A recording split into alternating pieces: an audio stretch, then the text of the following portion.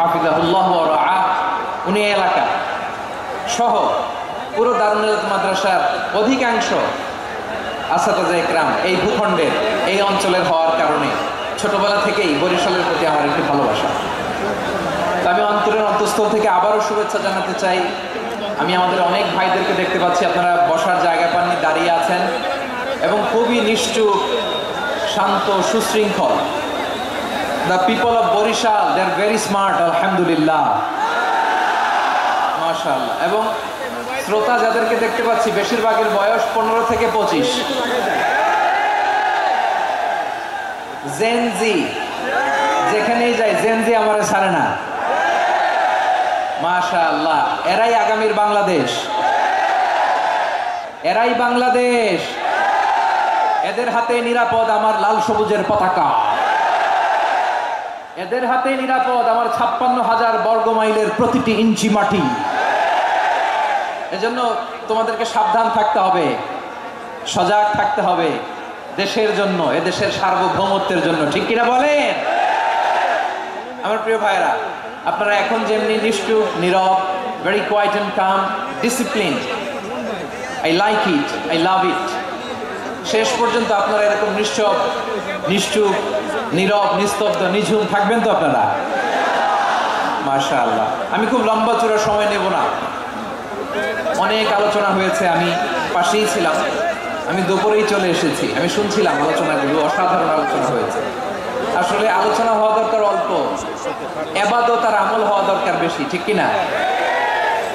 কিয়ামতের একটা আলামত হচ্ছে খুতাবুকুম তাবিলা ওয়া সালাওয়াতুকুম কাসীরা। কিয়ামতের আগে আমাদের বক্তব্য হয়ে যাবে লম্বা। Your speech will be longer and your salah will be very shorter. বক্তব্য হবে লম্বা, সালাত হবে খাটো। এই নমুনা বর্তমানে আছে না নাই? ঘন্টার পর ঘন্টা, তাও তৃপ্তি মিটে না। অনেক জায়গায় রাত পর্যন্ত, মিডনাইট পর্যন্ত, মধ্যরাত পর্যন্ত আলোচনা হয়। এটা ঠিক নয়। বক্তব্য হবে একেবারে gist, cream of the creams, একেবারে ক্রিম কথাটা আলোচক উপস্থাপন করবেন। হেদায়েত দেওয়ার মালিক কে? ইন্নাকা লা তাহদি মান আহবাবতা ওয়ালাকিন্নাল্লাহা ইয়াহদি মান ইয়াশা। নবী হে, আপনি চাইলেই কাউকে হেদায়েত দিতে পারবেন না। হেদায়েত দেওয়ার মালিক কে? প্রিয় ভাইরা, আমি শুরুতেই দেখতে চাই যে আপনারা বরিশাল বিভাগের কে কোন জেলা থেকে আসলেন, এটা একটু জেনে খোঁজখবর নিয়ে আমি আলোচনা শুরু করবো ইনশাআল্লাহ বিইজনিল্লাহ।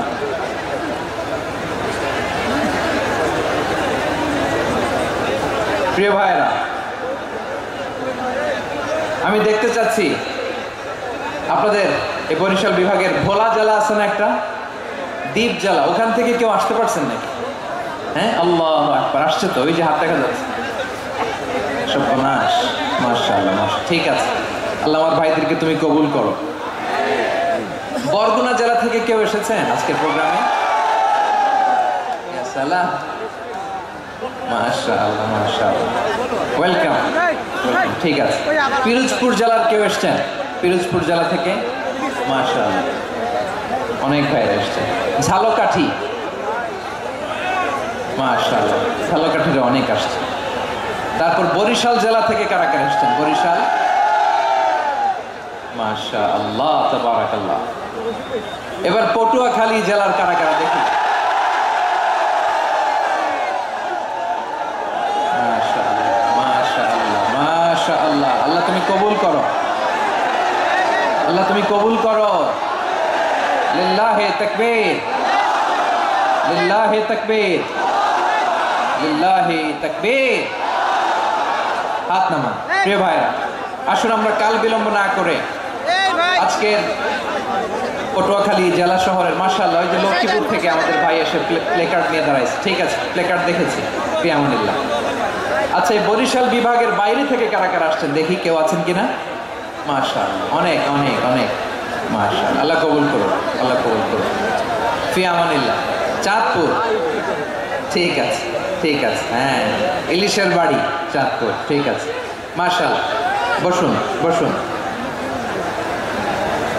সম্মানিত ভাইরা, আসুন আমরা মূল আলোচনার দিকে চলে যাই। আজকে আমরা যে টপিকটা নিয়ে আলোচনা করব সেটা হচ্ছে, আমরা যে জীবনে বিপদে পড়ি, আমরা বিপদে পড়লে আমাদেরকে উদ্ধার করে কে?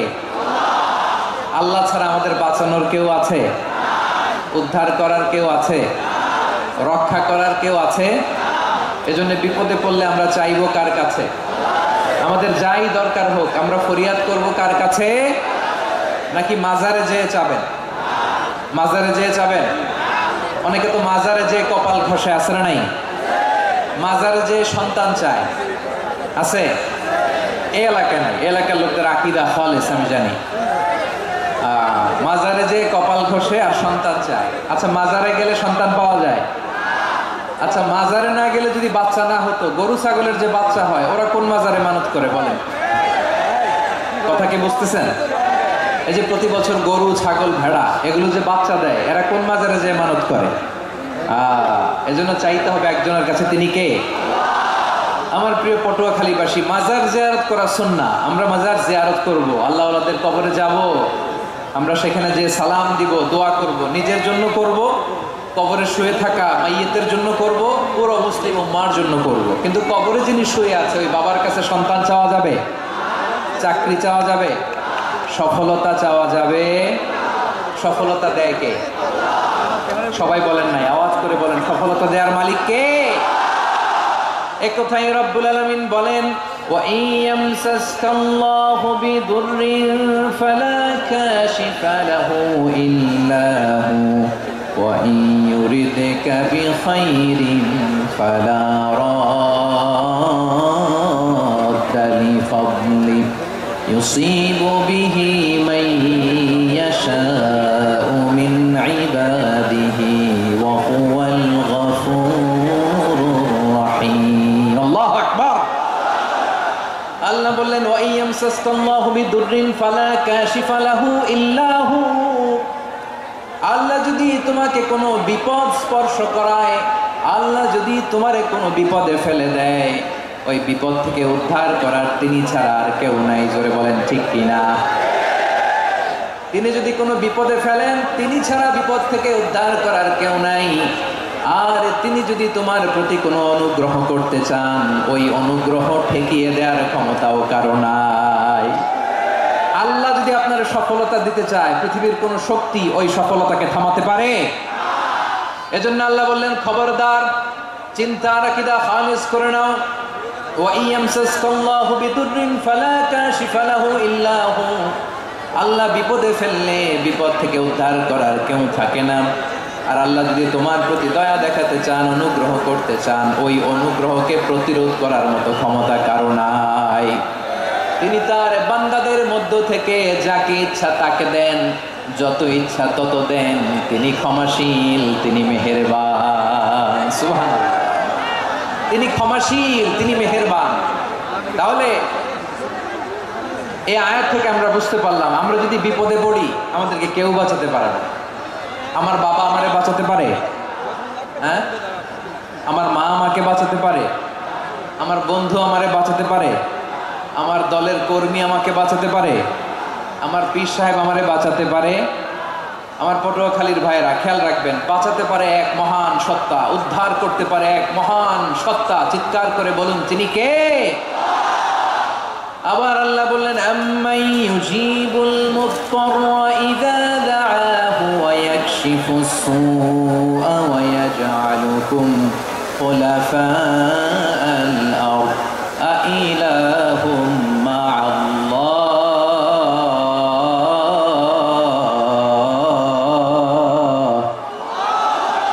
ক্বালিলাম মা তাযাক্কারুন। রব্বুল আলামিন বলেন, বিপদে পড়ে কাতর কণ্ঠে চিন্তাগ্রস্ত হয়ে যখন কেউ ফরিয়াদি হয়ে আল্লাহর ডাকে হাত তোলে, তখন এই ব্যক্তির ডাকে সাড়া দেয় কে?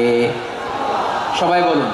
কাতর কণ্ঠে বিপন্ন অবস্থায় আপনি যখন কেঁদে কেঁদে হাত তুলে আপনার দুঃখের কথা জানান, আপনি যখন ডাকেন তারে, তখন আপনার ডাকে সাড়া দেয় কে? আল্লাহ বলে, আমি সাড়া দেই। তোমাদের বিপদকে মুক্ত করে দেয় কে? ওই আল্লাহর সাথে কোনো উপাস্য আছে নাকি? কিন্তু খুব অল্প সংখ্যক লোকই তোমরা উপদেশ গ্রহণ করো। কথাটা কার? তাহলে বিপন্ন মানবতা যখন কাঁদে, মানুষ যখন বিপদে পড়ে নিরুপায় হয়ে ফরিয়াদ করে, তার ডাক শোনার কেউ নাই একজন ছাড়া। চিল্লায় বলেন তো তিনি কে? এজন্য আমরা ফরিয়াদের হাত কার দিকে তুলব? প্রিয় পটুয়াখালী বলেন, ফরিয়াদের দুটো হাত আমরা কার দিকে তুলব? এবং খেয়াল রাখতে হবে, মাথার সাথে সেট করে নিতে হবে, আল্লাহ ছাড়া আমাকে উদ্ধার করার কেউ নাই। এই পৃথিবীতে কেউ আপন না প্রিয় ভাইরা। বিপদে বললে বোঝা যায় কেউ আপন না। আপন শুধু একজন মহান সত্তা, তিনি কে? এটা কি আপনারা খেয়াল রাখতে পারবেন? হ্যাঁ, বিপদে আপদে কেউ আমাদের বাঁচাতে পারে না, তরাতে পারে না, মুক্তি দিতে পারে না, উদ্ধার করতে পারে না, একমাত্র আমার প্রভু ছাড়া, আল্লাহ ছাড়া। চিল্লায় বলেন ঠিক কিনা? এবং প্রিয় পটুয়াখালীর ভাইয়েরা, মাথার সাথে এটা সেট করে নিতে হবে যে আমাদের পুরো জীবনটাই পরীক্ষা। পুরো জীবনটাই কি? The life is a test. পুরো জীবনটাই পরীক্ষা। এই জীবনে বিপদ আসবে, আপদ আসবে, পরীক্ষা আসবে, সবার জীবনে এটা থাকে। এক একজনের পরীক্ষা এক এক রকম। আমার পরীক্ষা একরকম, মাসুদ ভাইয়ের পরীক্ষা একরকম, চৌধুরী সাহেবের পরীক্ষা একরকম, আপনার পরীক্ষা একরকম, ওনার পরীক্ষা আবার আরেক রকম। পুরো পৃথিবীটাই পরীক্ষা ক্ষেত্র, সবাই পরীক্ষা দিচ্ছি, কিন্তু কারো পরীক্ষা প্রশ্নের সাথে কারোটার মিল নাই। সুবহানাল্লাহ পড়বেন না? পুরোটাই পরীক্ষা ক্ষেত্র, সবাই পরীক্ষার্থী, কিন্তু প্রশ্নপত্র একটার সাথে আরেকটা মিলে না। One doesn't match the other. একজনেরটার সাথে আরেকজনেরটা মিলে না। কাউকে আল্লাহ তাআলা ধনী বানিয়ে পরীক্ষা করেন। কি বানিয়ে? কথা কি বুঝতেছেন নাকি কষ্ট হচ্ছে? কষ্ট হচ্ছে আপনাদের? কাউকে আল্লাহ ধনী বানিয়ে পরীক্ষা করেন, আবার কাউকে আল্লাহ তাআলা গরিব বানিয়ে পরীক্ষা করেন, কাউকে আল্লাহ অসুস্থ বানিয়ে পরীক্ষা করেন। কেউ দেখবেন যে দুরারোগ্য ব্যাধিতে আক্রান্ত, ডাক্তার বলেছে আর সময় নাই, দুরারোগ্য ব্যাধি, ক্যান্সার, যার নেই কোনো অ্যান্সার, তার জন্য পরীক্ষা হচ্ছে এই রোগ। আরেক লোক দেখবেন তার আবার রোগ বালাই নাই, মাশাআল্লাহ, তাকে আল্লাহ তাআলা আর্থিক দৈন্যতা, দারিদ্রতা দিয়ে পরীক্ষা করছেন। এরকম আছে না নাই? টাকা পয়সা নাই, দিন আনে দিন খায়, যা আছে তাতে চলে না, এটা তার জন্য পরীক্ষা।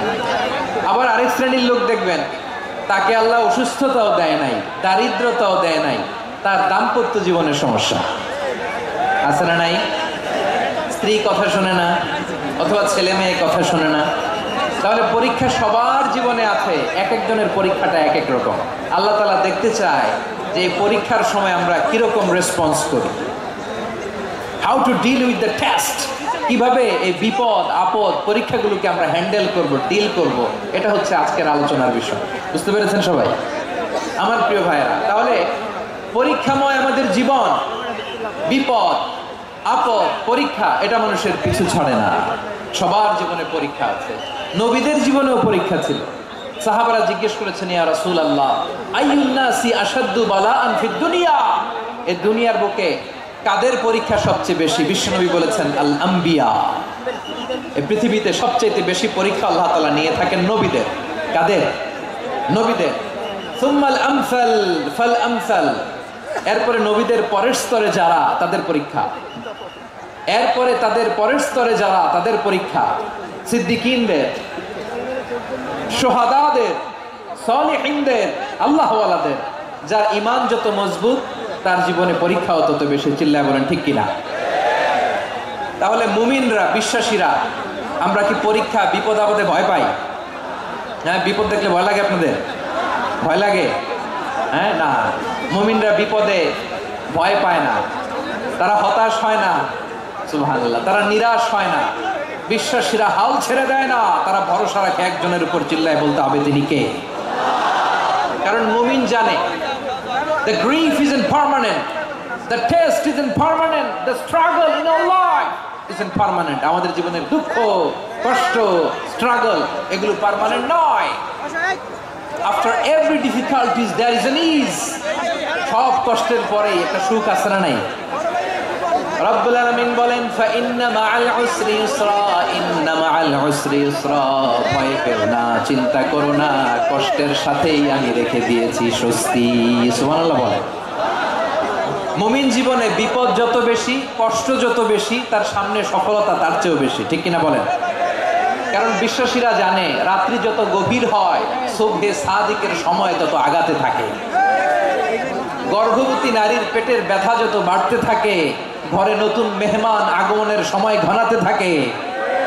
মুমিনদের উপর বিপদ, অত্যাচার, আপদ, পরীক্ষা যত বাড়তে থাকে, কালেমার পতাকা উড্ডয়নের সময় কাছে আসতে থাকে। বিশ্বাসীদের এগুলো হিসাব মিলানো অনেক আগে, এগুলো অনেক আগে হিসাব মিলানো। দুঃখের আধার শেষে সুখের আলো মিটি মিটি হাসে, চিল্লায় বলেন ঠিক কিনা? দুঃখের আধার শেষে আলোর প্রভাত হাসে, হতাশার কালো মেঘে যায় গো ভেসে, হতাশার কালো মেঘে যায় গো ভেসে। দুঃখের আধার শেষে আলোর প্রভাত হাসে, হতাশার কালো মেঘে যায় গো ভেসে, হতাশার কালো মেঘে যায় গো ভেসে। কোরআনের পাতায় পাতায় দেখো ঈমানের পথ ঢাকা ব্যথার কাটায়, কোরআনের পাতায় পাতায় দেখো ঈমানের পথ ঢাকা ব্যথার কাটায়। ভেঙে পড়ো না কভু হতাশ হয়ে, ভেঙে পড়ো না কভু হতাশ হয়ে, জ্বলে পড়ে খাঁটি সোনা হগ শেষে, জ্বলে পড়ে খাঁটি সোনা হগ শেষে। দুঃখের আধার শেষে আলোর প্রভাত হাসে, হতাশার কালো মেঘে যায় গো ভেসে, হতাশার কালো মেঘে যায় গো ভেসে। ঠিক কিনা বলে? দুঃখ যত বেশি, পরীক্ষা যত বেশি, কষ্ট যত বেশি, সুখের সময় তত কাছাকাছি, চিল্লায় বলতে হবে ঠিক কিনা? এজন্য মুমিন জীবনে পরীক্ষা বেশি, মুমিনদের হতাশা নাই। মুমিনরা নিরাশ হয় না, হতাশ হয় কাফিররা। মুমিনরা কখনো হাল ছেড়ে দেয় না, মুমিনরা ভরসা রাখে একজনের উপর, তিনি কে? তাহলে আমার প্রিয় পটুয়াখালীবাসী, বিপদ থাকবে, পরীক্ষা থাকবে, এই বিপদ থেকে আমাদেরকে উদ্ধার করবেন একজন, তিনি কে? আমরা শুধু আল্লাহর উপরই ভরসা রাখবো। রাজি আছেন তো? চাইবো একজন সত্তার কাছে, আওয়াজ করে বলুন তিনি কে? একজন সত্তার কাছে চাইবে। বিশ্বনবী ওনার চাচাতো ভাই আব্দুল্লাহ ইবনে আব্বাস রাদিয়াল্লাহু তাআলা আনহুকে বললেন, ইয়া আব্দুল্লাহ ইবনে আব্বাস, হে আব্দুল্লাহ ইবনে আব্বাস, ইদা সাআলতা ফাসআলিল্লাহ, যখন চাইবে আল্লাহর কাছে যাও। ও আব্দুল্লাহ, যখন চাইবা আল্লাহর কাছে যাও। ওয়া ইদা ইসতাআনতা ফাসতাইন বিল্লাহ, যখন সাহায্য চাইবা আল্লাহর কাছে ফরিয়াদ করো। জেনে রেখো আব্দুল্লাহ, ওয়া'লাম আন্নাল উম্মাতা লাউ ইজতামাআত আলা আন ইয়ানফাউকা বিশাইইন লাম ইয়ানফাউকা ইল্লা বিশাইইন ক্বাদ কাতাবাহু আল্লাহু লাক। ও আব্দুল্লাহ, জেনে রেখো, মনে রেখো, গোটা বিশ্বের সবাই মিলে যদি তোমার উপকার করতে চায়, ততটুকুই তারা করতে পারবে যতটুকু আল্লাহ তোমার নসিবে সেটা লিখে রেখেছে। ঠিক কিনা বলেন? আর যদি গোটা বিশ্বের সবাই মিলে তোমার বিরুদ্ধে কনস্পাইরেসি করে, ষড়যন্ত্র করে, গোটা বিশ্বের সবাই মিলেও যদি তোমার ক্ষতি করতে চায়, ততটুকুই শুধু পারবে যেটা আল্লাহ তোমার জন্য বরাদ্দ রেখেছে। যতটুকু আল্লাহ তাআলা তোমার জন্য বরাদ্দ রেখেছে অতটুকুই ক্ষতি করতে পারবে, আর এক চুল বেশিও করতে পারবে না, কমও করতে পারবে না। চিল্লায় বলেন ঠিক কিনা? এজন্য আমরা চাইবো কার কাছে? সবাই বলেন নাই, আওয়াজ করে বলেন কার কাছে? সব সময় আমরা আল্লাহর কাছে চাইবো, বিপদে আপদে, সুখে দুঃখে, সচ্ছল অবস্থায় অসচ্ছল অবস্থায়, পরাজয়ের সময় বিজয়ের সময়, সব সময় আমরা ভরসা রাখবো কার উপর? সবাই বলুন। একদল লোক আছে যারা বিপদে পড়লে আল্লাহরে ডাকে, আছে না নাই? পটুয়াখালীতে মাশাআল্লাহ নাই। বিপদ আসলে আল্লাহরে ডাকে, বিপদ নাই আল্লাহ নাই। বিপদে পড়লে নামাজ পড়ে, বিপদও নাই নামাজও নাই। বিপদে পড়লে জিকির করে, বিপদ যখন চলে যায় ওদের জিকিরও বন্ধ হয়ে যায়। এরকম আছে না নাই? কিছু লোক দেখবেন পরীক্ষা আসলে নামাজ পড়ে, আছে আছে। জেনজি আওয়াজ করো, এরকম আছে? এই কমন পড়ে গেছে, কমন পড়ছে। দেখবেন পরীক্ষার সময় নামাজ পড়ে, পরীক্ষাও নাই নামাজও আছে। এরকম কিছু লোক আছে অসুস্থ হলে আল্লাহরে বড্ড ভালোবাসে, আল্লাহরে খুব ডাকে। অসুস্থ হইলে অসুস্থতাও নাই, আল্লাহ স্মরণও নাই। দেখবেন কিছু লোক নির্বাচন আসলে খুব আল্লাহ আল্লাহ হয়ে যায়। তখন দেখবেন মাথার মধ্যে হেজাব লাগায়, পাঞ্জাবি লাগায়, আল্লাহ আল্লাহ হয়ে যায়। নির্বাচনও নাই, এরপরে আল্লাহর কথাও নাই। আছে না নাই? না, এরকম হওয়া যাবে না। সব সময় আমরা আল্লাহরে ডাকবো, বিপদে আপদে সব সময় ভরসা রাখবো আমরা একজনের উপর। আওয়াজ করে বলেন, তিনি কে? এ কথায় আল্লাহ তাআলা আমাদের চোখে আঙ্গুল দিয়ে জানিয়ে দিলেন, ফাইদা রাকিবু ফিল ফুলকি দা'আবুল্লাহা মুখলিসিনা লাহুদ্দিন ফালাম্মা নাজ্জাহুম ইলাল বাররি ইযা হুম ইউশরিকুন। আল্লাহ বলে, একদল লোক আছে, তারা যখন নৌযানে চড়ে, জলযানে চড়ে, সাগরের মধ্যে যখন জাহাজে চড়ে, লঞ্চে চড়ে, তারা যখন তুফানের সম্মুখীন হয়, তখন তারা আল্লাহরে বড্ড বেশি ডাকে, একান্ত ভাবে ডাকে, বিশুদ্ধ চিত্তে ডাকে। আবার তুফান থেকে তাদেরকে সেফ জোনে নিয়ে, নিরাপদ জোনে নিয়ে যখন বন্দরে আমি আল্লাহ তাদেরকে ভিড়িয়ে দেই, ওই লোকগুলো আবার আমি আল্লাহর সাথে শিরিক করে। এরকম আছে না নাই? জাহাজে উঠছে, সাগরের মাঝখানে তুফান, ওই সময় দেখবেন আল্লাহ কারে কয়। এই কথা তো আপনাদেরকে বোঝানো সহজ, আপনার তো নদীর দেশের মানুষ। লঞ্চে চড়েন নাই কারা কারা? দেখি, লঞ্চে চড়ছেন? হ্যাঁ, লঞ্চে চড়ে নাই এরকম একজনও নাই এখানে। আচ্ছা, লঞ্চে উঠছেন কে কে? দেখি। মাশাআল্লাহ, মাশাআল্লাহ, মাশাআল্লাহ। ঠিক আছে, আপনাদের বোঝানো সহজ। আচ্ছা, লঞ্চে উঠে তুফানের সম্মুখীন হয়েছেন, জলোচ্ছ্বাস সবাই? মাশাআল্লাহ। তো এই ওয়াজটা আপনাদের মুখস্থ, ঠিক কিনা বলেন? আমার বলার দরকার নাই, বলেন। মাঝ নদী, তুফান, জলোচ্ছ্বাস, জলের মধ্যে উচ্ছ্বাস, ঢেউ, টর্নেডো, সাইক্লোন, মেঘের ঘনঘটা, পরিবেশ ঘুটঘুটে অন্ধকার, লঞ্চ একবার এদিকে আরেকবার ওইদিকে, ভিতরে কি অবস্থা হয় বলেন তো? হ্যাঁ, তখন মুসলিমও আল্লাহরে ডাকে, হিন্দু আল্লাহরে ডাকে, ঠিক কিনা বলেন? আস্তিক আল্লাহরে ডাকে, নাস্তিক আল্লাহরে ডাকে, ঠিক কিনা?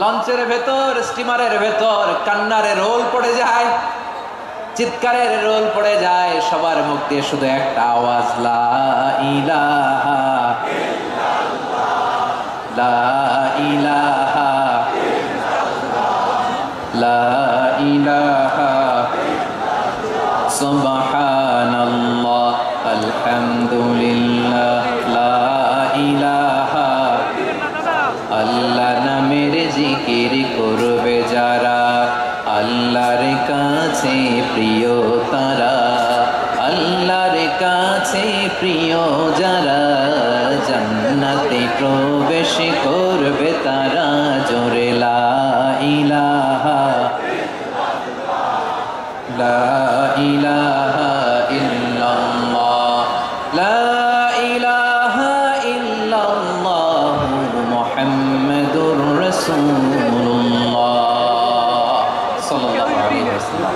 আমার প্রিয় পটুয়াখালীবাসী, তাহলে লঞ্চের ভেতরে যখন আমরা তুফানের মধ্যে পড়ি, তখন সবাই মিলে আমরা একটা নামের জিকির করি। নামটা কার?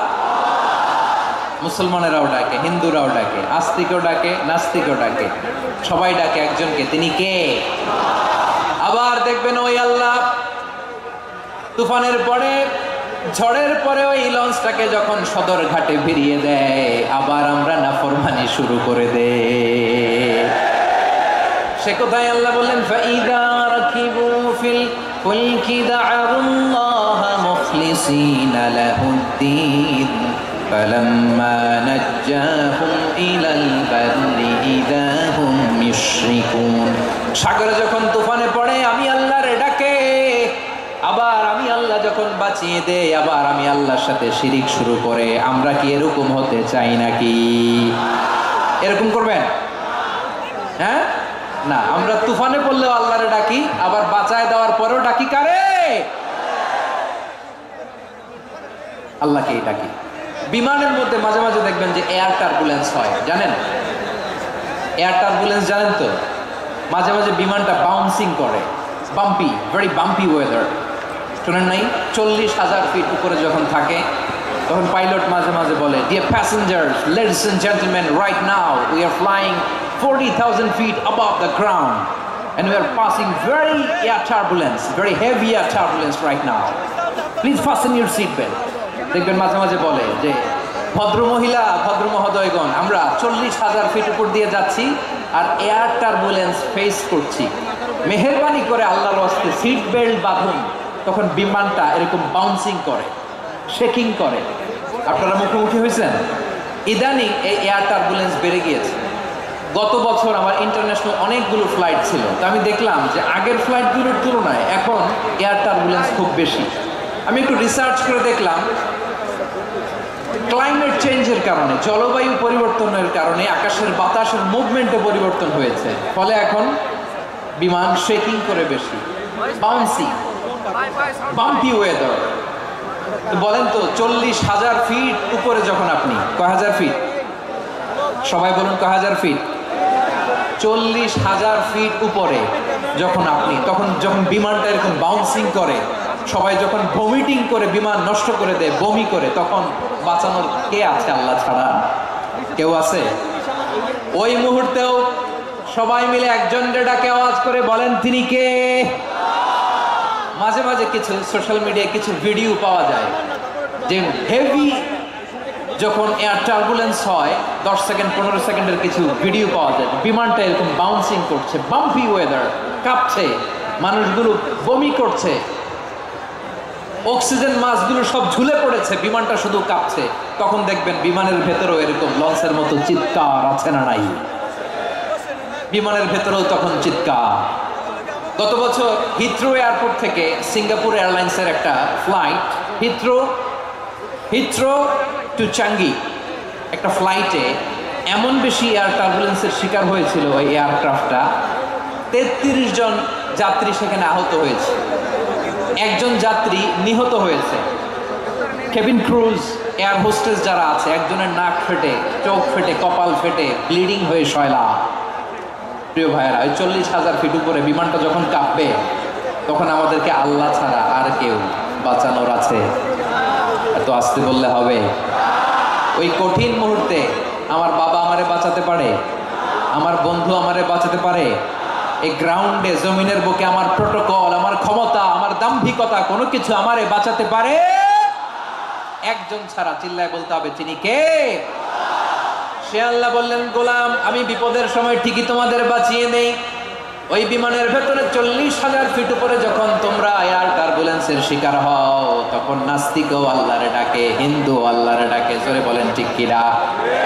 আবার বিমানটা যখন শান্ত হয়ে যায়, একটু পরেই বিমানের স্ক্রিনের মধ্যে হিন্দি সিনেমা খোঁজে। বিমানের স্ক্রিনে কিন্তু বিশাল ওখানে আফলাম ফিল্মের একেবারে বোঝাই করা। বিমানটা শান্ত হলে আবার হিন্দি সিনেমা দেখা শুরু করে। একটু আগে ডাকছিল কারে? কারে? দেখবেন বাংলাদেশে আমাদের ক্রিকেটাররা যখন অন্য কোনো দেশের সাথে খেলে, অনেক সময় এমন হয় বল বাকি একটা, রান দরকার 6টা। বল বাকি কয়টা? পটুয়াখালী বুঝে নাই বোধহয়। বল বাকি কয়টা, রান দরকার। আপনি দেখবেন ক্যামেরাম্যান তখন গ্যালারিতে খালি দেখায় দর্শকদের যে কি অস্থিরতা। হিপ হপ স্টাইলের মেয়েটা, যে মেয়েটার ওড়না এতক্ষণ ছিল গলায়, এতক্ষণ কইছিল, ওই মেয়েটা দেখবেন ওড়নাটা টেনে মাথায় দিয়ে এরকম মুনাজাত ধরতেছে, আল্লাহ আল্লাহ, একটা ছক্কা, আল্লাহ আল্লাহ, আমার লাল সবুজের পতাকারে তুমি অপমানিত কইরো না আল্লাহ, ইন্ডিয়ার সাথে আমাদের খেলা, আল্লাহ আল্লাহ, একটা ছক্কা, একটা একটা। পুরো পুরো খেলা জুড়ে এই মেয়ের ওড়না ছিল গলায়, কিন্তু যখন 1 বলে 6 রান দরকার, ওড়না চলে আসছে কোথায়? মাথায়। আবার মুনাজাত আছে না নাই?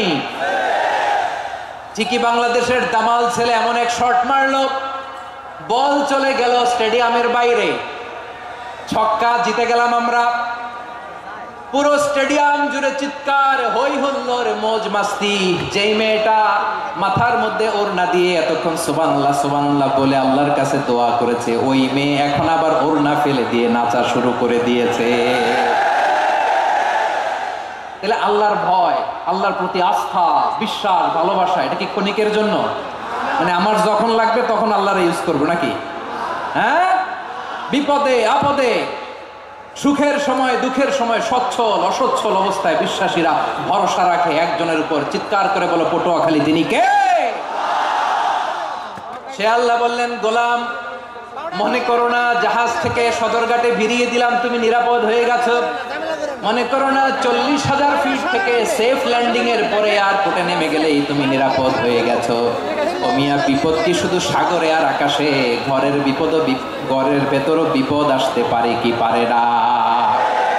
এজন্য সূরা মুলকে আল্লাহ বললেন, আমিনতুম মান ফিস সামাই আন ইয়াখসিফা বিকুমুল আরদা ফাইযা হিয়া তামুর। তোমরা কি ভাবছো তোমরা নিরাপদ? সাগরের মধ্যে তুফান, আল্লাহ আল্লাহ ডাকলাম, সদরঘাটে যেয়ে পড়ছি, বাইসে গেছেন তো আপনি। আর পাবে আপনারে আল্লাহ? আল্লাহর তো সাগরের মাঝখানে তো আল্লাহ আপনারা পাইছিল, আর তো পাবে না। আর পাবে আপনারে? আর আল্লাহ ধরতে পারবে আপনারে? ঘরের ভেতরও বিপদ দিয়ে আটকাতে পারে কে? 5 স্টার 7 স্টার হোটেলের ভেতরেও আমাকে বিপদের মধ্যে ফেলে দিতে পারেন কে? আল্লাহ বললেন, তোমরা কি ভেবেছো তোমরা নিরাপদ? আমি চাইলে ল্যান্ডস্লাইডস, ভূমি ধস দিয়ে 1 লক্ষ এক মুহূর্তে নিয়ে যেতে পারি।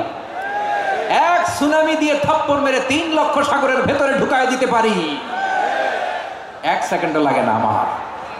আম আমিনতুম মান ফিস সামাই আন ইউরসিলা আলাইকুম হাসিবা ফাসাতা'লামুনা কাইফা নাযীর। আল্লাহ চাইলে আকাশ থেকে পাথর বৃষ্টি নাজিল করতে পারেন কি পারেন না?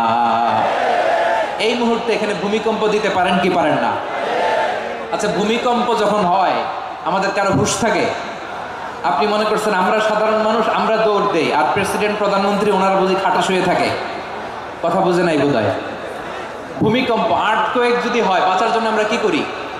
হয় খাটের তলায়, ডাইনিং টেবিলের নিচে, উপরে শক্ত কিছু আছে এটার নিচে, অথবা ঘর থুইয়া দেও দৌড়। তো প্রধানমন্ত্রী উনি কি করে? প্রেসিডেন্ট উনি কি করে? হ্যাঁ, উনি খাটের মধ্যে যে শুয়ে থাকে নাকি? উনিও দৌড়, সাধারণ মানুষও দৌড়, প্রধানমন্ত্রীও দৌড়, বাড়িওয়ালাও দৌড়, ভাড়াটিয়াও দৌড়, সবাই দৌড়। নাকি ভাড়াটিয়ারা বাড়ি থুইয়া দৌড়, বাড়িওয়ালারা আর বেরোয় না? এরকম না। তাহলে যে কোনো মুহূর্তে ভূমিকম্প দিয়ে নাস্তানাবুদ করতে পারে কে? আমার প্রিয় ভাইয়েরা, আমরা নিরাপদ নই, আমরা তার দয়ায় বেঁচে আছি। কার দয়ায়? আল্লাহ তুমি আমার জন্য যথেষ্ট, নে'মাল ওয়াকিল, তুমি আমার শ্রেষ্ঠ অভিভাবক। তখন তার কি দরকার না দরকার এটা ডিল করে স্বয়ং আল্লাহ। নিক্ষেপ করা হলো সাইয়েদনা ইব্রাহিমকে অগ্নিকুণ্ডলিতে। হাজার হাজার মানুষ এই দৃশ্য দেখার জন্য জড়ো হয়েছে এরকম বিশাল ময়দানে। কিন্তু কি অবাক করা ঘটনা, সবাই ভয় পাচ্ছিল, না জানে কি হয়ে যায়। আল্লাহর খলিলকে যখন আগুনের কুণ্ডলিতে নিক্ষেপ করা হয়, আল্লাহর খলিল ইব্রাহিম আগুনের কুণ্ডলের মধ্যে বসে বসে মানুষগুলোর দিকে তাকিয়ে হাসতে শুরু করে দেয়। কারণ আকাশ থেকে রব্বুল আলামিন স্পেশাল ভার্ডিক্ট নাজিল করেছেন, স্পেশাল হুকুম জারি করেছেন, কুল্লা ইয়া নারু কুনি বারদান ওয়া সালামান আলা ইব্রাহিম। ও আগুন, খবরদার, সৃষ্টি শুরু থেকে তোকে একটা ধর্ম আমি বাতলে দিয়েছিলাম, তোর ধর্ম। আগুনের ধর্ম হলো যা পাবে জ্বালিয়ে সারখার করবে। আল্লাহ বলল, আগুন তোর ধর্ম দিয়েছিলাম, তুই সব জ্বালিয়ে পুড়িয়ে সারখার করে দিবি, কিন্তু ক্ষণিকের জন্য আমি তোর জ্বালিয়ে দেওয়ার ক্ষমতাটাকে কেড়ে নিলাম।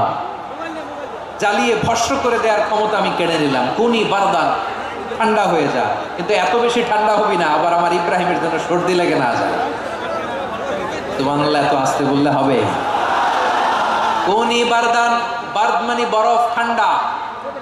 ঠান্ডা হ, কিন্তু এত ঠান্ডা হবি না যাতে আমার ইব্রাহিমের কষ্ট হয়। আগুন বলে, আল্লাহ একবার বললাম ঠান্ডা হ, আবার বলো এত ঠান্ডা হবি না যাতে খলিলের সর্দি না লাগে। কেমন ঠান্ডা হব, কেমন এনভায়রনমেন্ট তৈরি করে দেব বলো? আল্লাহ বললেন, সালামান আলা ইব্রাহিম। ইব্রাহিম, আমার খলিল, আমার কলিজা, আমার ইব্রাহিমের জন্য তুই জান্নাতের গুল বাগিচা হয়ে যা। ও ভাই, নবী মুসার মতো ঈমান হলে রাস্তা হবে সাগর জলে, নবী ইউসুফের মতো ঈমান হলে একে একে দরজা খোলে। নবী ইব্রাহিমের মতো ঈমান যদি আজও থাকে বিদ্যমান, অগ্নিকুণ্ডে দেখতে পাবে খুবসুরতে ফুল ভাগা। কুলনা ইয়া নারু কুনি বারদান ওয়া সালামান আলা ইব্রাহিম। বান্দা যখন মুখ দিয়ে বলে হাসবুনাল্লাহ, আমার আল্লাহ আমার জন্য যথেষ্ট, এই বলে যখন নিজেকে সঁপে দেয়, তার কি লাগবে ওই দায়িত্ব স্বয়ং নিয়ে নেয় কে? সবাই বলেন, স্বয়ং নিয়ে নেয় কে? তাহলে আমার প্রিয় ভাইরা, বিপদের শুরুতেই আমরা বলবো ইন্না লিল্লাহ। শুরুতে কি বলবো? এরপরে যেই বাক্যটা পড়ে নিজের পরিস্থিতিকে আল্লাহর দরবারে সঁপে দিব, সেটা হচ্ছে হাসবুনাল্লাহ। সেটা কি? বিষ্ণু বলেন লা ইয়াজালু লিসানুকা রাতাবান মিন যিকরিল্লাহ। সব সময় আল্লাহ স্মরণ দিয়ে, জিকির দিয়ে জিহ্বাটারে সিক্ত রাখো। আর শয়তানু জাসিমুন আলা কলবি ইবনে আদম, শয়তান বনি আদমের কলবে খামচি মেরে বসে থাকে। ফাইদা যাকারাল্লাহ খালাসা, মানুষ যখন আল্লাহ স্মরণ করে জিকির করে, শয়তান দৌড়ে পালায়। ওয়া ইদা গাফালা ওয়াসওয়াসা, যখনই বনি আদম গাফেল হয় তখনই শয়তান তার হৃদয়ে ওয়াসওয়াসা দেয়। এজন্য বিপদে পড়লে ইন্না লিল্লাহ, নিজের সব টুকুন করার পরে, নিজের রোল প্লে করার পরে নিজেকে আমরা কি বলে সঁপে দিব? সবাই বলেন, সবাই বলতে হবে। আরো জোরে বলে, মনে থাকবে? বিপদে পড়লে প্রথমে ইন্না লিল্লাহ, এরপরে নিজেকে যখন সঁপে দিব তখন হাসবুনাল্লাহ। এরপরে কঠিন বিপদ যদি যখন বিশ্বনবী পড়তেন তখন কি করতেন? এমন বিপদ মাঝে মাঝে হয় না, দেয়ালে পিঠ থেকে যায়, চোখে মুখে অন্ধকার, কি করব দিশা খুঁজে পাই না, এরকম হয় কখনো? হ্যাঁ, আপনাদের হয়? হয় না? তো জান্নাতে আছেন আপনারা।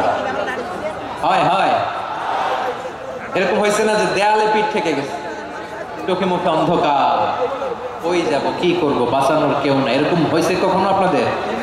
যদি হয় তাইলে এটার সলিউশন বলবো, না হইলে তো এগুলো বলে লাভ নেই। হয় হয় হয়, বিশ্বনবী এরকম কঠিন বিপদে পড়েছেন জীবনের কিছু কিছু মুহূর্তে। ওই মুহূর্তে বিশ্বনবী স্পেশাল দুইটা দোয়া পড়তেন। এই দোয়াগুলো আপনাদেরকে জানিয়ে দেয়। বিশ্বনবী বলেন, কঠিনতম বিপদে যখন পড়বা, দেয়ালে পিঠ থেকে যায়, চোখে মুখে অন্ধকার, বাঁচার কোনো উপায় নাই, তখন পড়বা লা ইলাহা ইল্লা আনতা সুবহানাকা ইন্নী কুনতু মিনাজ জালিমিন। আল্লাহ, তুমি ছাড়া কোনো ইলাহ নাই, তুমি পবিত্র, নিশ্চয় আমি জালিমদের অন্তর্ভুক্ত। সুবহানাল্লাহ বলেন। এই দোয়া সাইয়েদনা ইউনূস আলাইহিস সালাম পড়েছিলেন যখন মাছের পেটে ছিলেন। কিসের পেটে? এবং অনেক মুফাসসিরিন ইকরাম বলেছেন, অনেক আহলুল ইলমরা বলেছেন, এটা হচ্ছে ইসমে আজম। ইসমে আজম এমন দোয়া যেটা দিয়ে দোয়া করলে আল্লাহ দোয়া কবুল করে, কিন্তু এটা কোনটা, এটা নিয়ে ইখতিলাফ আছে। কোন আহলুল ইলম বলেন লা ইলাহা ইল্লা আনতা সুবহানাকা ইন্নী কুনতু মিনাজ জালিমিন, এটা হচ্ছে ইসমে আজম। সাইয়েদনা ইউনূস আলাইহিস সালাম পড়েছেন। আপনারা পড়েননি? তুফান হইলে পড়েন না? আমাদের এলাকায় তো এটা খুব, এটার উপর ব্যাপক আমল আছে। পটুয়াখালীতে কি অবস্থা বলেন? পড়েন পড়েন পড়েন পড়েন। একটা গল্প শুনেছিলাম, পাক হানাদার বাহিনী যখন বাংলাদেশে অ্যাটাক করতো, ৭১ সালের ঘটনা বলতেছে, আমরা তো দেখি নাই, শুনছি আর কি। ৭১ যদি দেখতাম এতদিনে রাজাকার হয়ে যেতাম। আল্লাহ আমাদেরকে বাঁচাই দিছে, আল্লাহর মেহেরবানি, ঠিক কিনা বলেন? মন মতো হইলে মুক্তিযোদ্ধা, মন মতো না হইলে রাজাকার। কত কিছু দেখলাম এই শাহবাগের বুকে। আল্লাহ, ৭১ সালে দেখি নাই, আমরা শুনেছি পাক হানাদার বাহিনী জিজ্ঞেস করত মুসলিম না অমুসলিম চেক করার জন্য, বলতো কালেমা বল, কালেমা বাতাও। তো যারা কালেমা পড়তে পারতো পাকিস্তানি বাহিনী নাকি ওদেরকে ছেড়ে দিত, শুনেছি। তো একজনকে, এক বাঙালিরে পেয়ে তার মাথার মধ্যে বন্দুকের নল ধরে বলতেছে কালেমা বল, সালে কালেমা বাতা, কালেমা বল। তো ভয়ের চোটে এই দোয়া পড়া শুরু করছে। ও পড়তেছে লা ইলাহা ইল্লা আনতা সুবহানাকা ইন্নী কুনতু মিনাজ জালিমিন। পাকিস্তানি বলে সালে ये तो मुसीबत का कलिमा है, বাঙালি কয় হাম তো ভি মুসিবত মে হ্যায়। পাকিস্তানি বলে বেটা কোন দোয়া বললি, এটা তো মুসিবতের কালেমা। কয় আমিও তো মুসিবতে আছি, আমার মাথার মধ্যে বন্দুক ধরে তুমি আমার কালেমা জিজ্ঞেস করো এখন কোনটা কালিমা আর কোনটা কি দোয়া, আমার হুশ আছে নাকি? প্রিয় ভাইরা, আসলে এটা দোয়াউল মুসিবা, বিপদে পড়লে এ দোয়া পড়তে হয়। লা ইলাহা ইল্লা আনতা সুবহানাকা ইন্নী কুনতু মিনাজ জালিমিন। এটা পড়বেন আপনারা। এই দোয়া পড়ে সাইয়েদনা ইউনূস আলাইহিস সালাম মাছের পেট থেকে রক্ষা পেয়েছিলেন। রক্ষা করেছিল কে? তুমি ইউনূস নবীরে যখন খাইলো মাছেতে গিলিয়া, ফেরেশতা পাঠাইয়া দিলে ইসমে আজম দিয়া। প্রাণে ছিল যাহার ভয় সেথা পাইল আশ্রয়, প্রাণে ছিল যাহার ভয় সেথা পাইল আশ্রয়। মাছের পেট হতে সে যে পেল পরিত্রাণ। আল্লাহু আল্লাহু তুমি জাল্লে জালালুহু, শেষ করা তো যায় না গে তোমার গুণগান। আল্লাহু আল্লাহু সুবহানাল্লাহ পড়ে। লা ইলাহা ইল্লা আনতা সুবহানাকা ইন্নী কুনতু মিনাজ জালিমিন। বিশ্বনবী বললেন দেয়ালে পিঠ থেকে গেলে, চোখে মুখে অন্ধকার, বাঁচার কোনো উপায় নাই, তখন এই দোয়াটা পড়তে হবে। এই দোয়া পড়ে আল্লাহর কাছে ফরিয়াদ করলে বিপদ মুক্ত করবেন কে?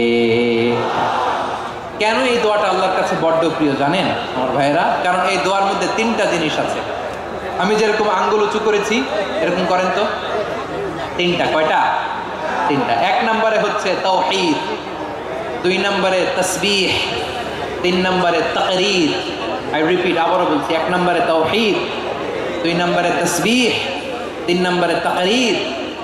এ দোয়াটা আল্লাহর কাছে এত পছন্দনীয় কারণ এ দোয়ার প্রথম অংশে আছে তাওহীদ, আল্লাহর একত্ববাদের ঘোষণা। লা ইলাহা ইল্লা আনতা, ও আল্লাহ আপনি ছাড়া কোনো ইলাহ নাই, উপাস্য নাই। এই কথা বললে আল্লাহ বড্ড খুশি হয়ে যায়। সুবহানাল্লাহ পড়েন। এ দোয়ার দ্বিতীয় অংশে আছে তাসবিহ, মানে আল্লাহর প্রশংসা, প্রশংসা সূচক বাণী। সুবহানাক সুবহানাক সুবহানাক, ও আল্লাহ আমি আপনার পবিত্রতা ঘোষণা করছি। সুবহানাক, এই কথা শুনলেও আল্লাহ খুশি হয়ে যায়। সুবহানাল্লাহ পড়েন। এই দোয়ার তৃতীয় অংশে আছে তাকরীর, তাকরীর মানে পাপের স্বীকৃতি। তাকরীর মানে কি? তাকরীর মানে পাপের স্বীকৃতি। এই দোয়ার তৃতীয় অংশে আছে ইন্নী কুনতু মিনাল জালিমিন, ও আল্লাহ আমি জালিমদের অন্তর্ভুক্ত। আল্লাহ আল্লাহ আমি জালেম, আল্লাহ আমি ভুল করেছি, অন্যায় করেছি, আল্লাহ আমি জালেমদের অন্তর্ভুক্ত। এই পাপের স্বীকৃতি, অ্যাকনোলেজমেন্ট আল্লাহ বড্ড পছন্দ করে। যখন আল্লাহর কাছে আপনি ছোট হবেন, ছোট হতে হতে যত ছোট হবেন ওই দৃশ্যটা দেখতে আল্লাহ বড্ড পছন্দ করে। সুবহানাল্লাহ বলেন। তিন নম্বর অংশ ইন্নী কুনতু মিনাজ জালিমিন, আল্লাহ আমি জালেমদের অন্তর্ভুক্ত। সাইয়েদনা আদম আলাইহিস সালাম ভুল করে যখন নিষিদ্ধ গাছের ফুল খেয়ে ফেললেন, ফল খেয়ে ফেললেন, আল্লাহ বললেন আদম ক্ষমা পেতে চাইলে তুমি আর হাওয়া মিলে স্বীকৃতি দাও, পাপের স্বীকৃতি। আর পড়ো রব্বানা যালামনা আনফুসানা ওয়া ইল্লাম তাগফির লানা ওয়া তারহামনা লানাকুনান্না মিনাল খাসিরিন। ও আল্লাহ আমি আদম আর হাওয়া যালামনা আনফুসানা, আমরা আমাদের নফসের উপর বড্ড জুলুম করেছি। আল্লাহ ওয়া ইল্লাম তাগফির লানা ওয়া তারহামনা, আপনি যদি ক্ষমা না করেন, আপনি যদি দয়া পরবশ না হন, আপনি যদি রহম না করেন, আমরা তো ক্ষতিগ্রস্তদের মধ্যে শামিল হয়ে যাব। এই দোয়া করার সাথে সাথে সাইয়েদনা আদম আর হাওয়া আলাইহিস সালামকে ক্ষমা করে দিলেন কে? তাহলে এই দোয়ার তিন নম্বর অংশ তাকরীর, এটা আল্লাহ বড্ড পছন্দ করে। আমার কলিজার টুকরা ভাইয়েরা, গুনাহ করে শিকার যেতে হবে, এটা আল্লাহ ভালোবাসেন। সাইয়েদনা আবু বকর রাদিয়াল্লাহু তাআলা আনহু বিষ্ণু ইসলামকে বললেন, ইয়া রাসূলুল্লাহ আল্লিমনি দুআআন আদউ বিহি ফি সালাতি, নবী হে আপনি আমার এমন একটা স্পেশাল দোয়া শিখায় দেন যে দোয়াটা আমি নামাজে পড়ব। নবী বললেন তাহলে তুমি পড়ো আল্লাহুম্মা ইন্নী যালামতু নাফসি যুলমান কাসীরান ওয়া লা ইয়াগফিরুয যুনুবা ইল্লা আনতা ফাগফিরলি মাগফিরাতাম মিন ইনদিকা ওয়ারহামনি ইন্নাকা আনতাল গফুরুর রহিম। সুবহানাল্লাহ। সালাম ফেরানোর আগে পড়েন, কথা কয় না, পড়েন পড়েন। ও ও আবু বকর, নামাজে যদি দোয়া করতে মনে চায় এই দোয়াটা পড়বা, আল্লাহুম্মা ইন্নী যালামতু নাফসি, আল্লাহ জুলুম করেছি আমার নফসের উপর, যুলমান কাসীরা, অনেক জুলুম, ওয়ালা ইয়াগফিরুয যুনুবা ইল্লা আনতা, আপনি ছাড়া এই জুনুব, এই পাপ ক্ষমা করার দ্বিতীয় কোনো রব নাই। আছে? আল্লাহ ছাড়া আমাদের গুনাহ আর কে কে ক্ষমা করতে পারে বলেন তো? কে পারে? কে? এজন্য আল্লাহরে বলবেন, আল্লাহ আমি ছাড়া তোমার গোলামের অভাব নাই, ও আমার রব আমি ছাড়া এই জমিনের বুকে তোমার গোলামের অভাব নাই, কিন্তু তুমি ছাড়া তো আমার দ্বিতীয় কোনো রব নাই। পারবেন বলতে? পারবেন? চোখের পানি ছেড়ে আল্লাহরে বলবেন, আল্লাহ তুমি আমার রব, তুমি আমার সব। কি বলবেন? আল্লাহ আমার রব, সবাই বলুন আল্লাহ আমার রব,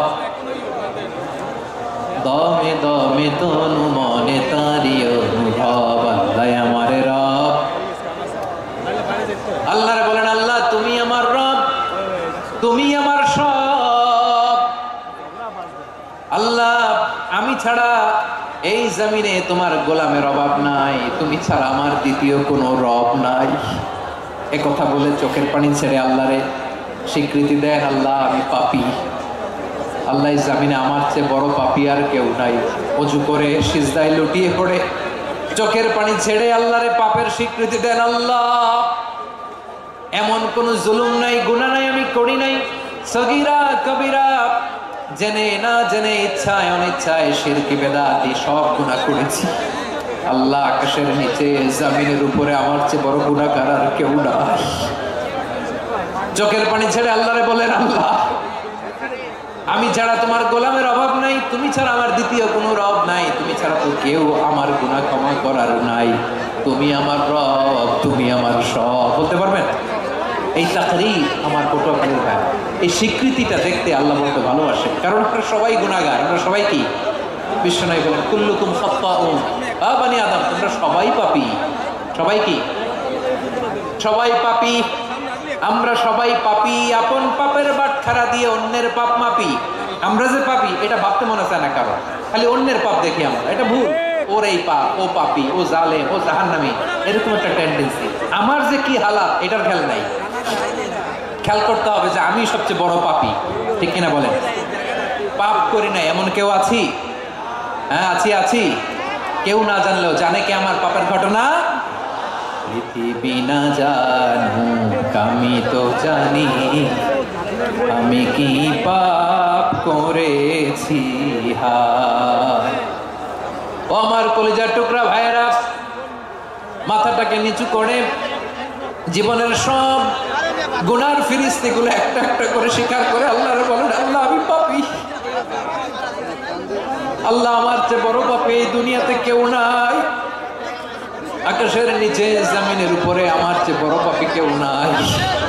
একটা একটা করে আল্লাহ স্বীকার করি আমি পাপী, সব পাপের স্বীকৃতি দিলাম। পৃথিবী না জানুক আমি তো জানি, আমি কি পাপ করেছি। হায় আমার পাপের করলে বিচার, বাঁচার আমার নাই উপায়। দয়াময় তুমি মাফ করো আমায়, মাফ করো আল্লাহ তাআলা যদি দয়া করে আমাদেরকে মাফ না করে আমাদের বাঁচার কোনো উপায় নাই। আপনি কি ভেবেছেন আপনার নামাজ দিয়ে আপনি জান্নাতে যাবেন? আপনি তাহাজ্জুদ গুজার সেজদা দিতে দিতে কপালে দাগ ফেলেছেন, এটা আপনারা জান্নাতে নেবে না। আপনি এলাকার সবচেয়ে বড় হাতেম তাই দানশীল, এই দানের ভরসায় বসে আছেন, কশিন কালোটা। আমাদের নামাজ, আমাদের রোজা, আমাদের ইবাদত এগুলোকে মিজানের পাল্লায় উঠালে কোনো ওজনই হবে না। তবে আমাদের একটা কৌশল জানা আছে, আমরা আল্লাহর রহমতের ভিখারি। আমরা সেদিন আগেই গুনার স্বীকৃতি দিয়ে দেব।